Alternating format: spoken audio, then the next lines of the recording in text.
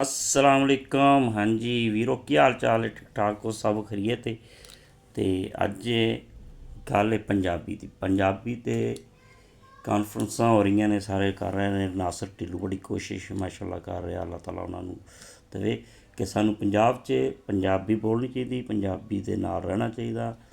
क्यों कि साडी ज़बान पंजाब दी सोहनी ज़बान है, अच्छी मिठी ज़बान पंजाबी है। पंजाबी दे नाल चलो तो ए ज़रा देखो अगे मैं तुहानू नासर ढिल्लों दी कोशिश दिखाऊं। आओ पंजाब ते पंजाबी दी गल करिए। पंजाब विच पंजाबी काहे बुलवाउणी पढ़ाउणी है।